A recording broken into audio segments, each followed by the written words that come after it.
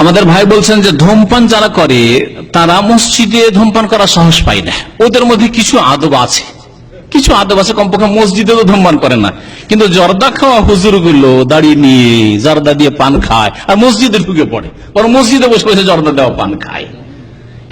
এদের মধ্যে আরো বেয়াদবি, আল্লাহ পাক যেন হিদায়াত দান করেন। দুটো একই জিনিস, জর্দা খান আর তামাক খান আর বিড়ির আকারে খান, জ্বালিয়ে খান আর কাঁচা খান, একই অবস্থা। আল্লাহ পাক যেন সংশোধন করার তৌফিক দান করে সব বিদাতি মোল্লা দেন।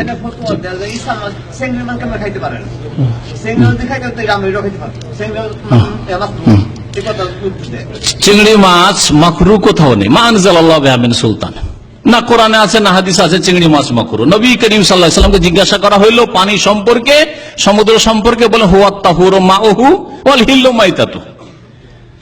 সমুদ্রের বা নদীর পানি হচ্ছে পাক, কারণ যথেষ্ট পানি আছে তে মাই কাসির পাক, ওয়াল হিল্লু মাইতাতু, জীবিত শুধু নয় জাল মাছ বা চিংড়ি মাছ, বরং যদি মরেও যায় তবু হালাল। সমুদ্রে নদীতে যত কিছু আছে, যত প্রাণী আছে, যদি মরে যাওয়া অবস্থায় পান তবু হালাল, নবী করিম সাল্লাল্লাহু আলাইহি ওয়াসাল্লাম বলেছেন।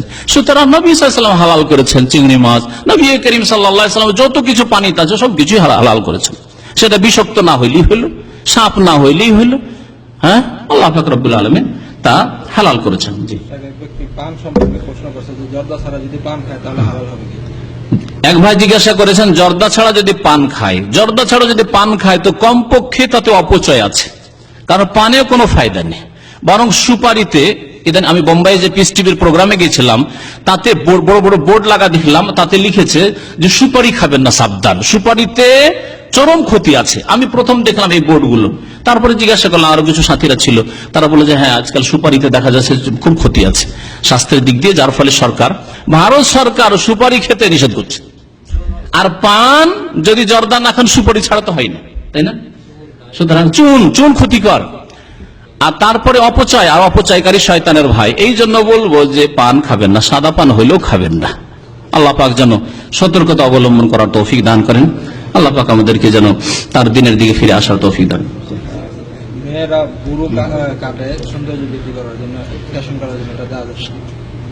মেয়েরা ভুরু কাটে মানে এগুলো চিকন করে না, হারাম, লানত করা হয়েছে, নবী করিম সাল্লাল্লাহু আলাইহি ওয়াসাল্লাম লানত হয়েছে, জায়েজ নয় এগুলো।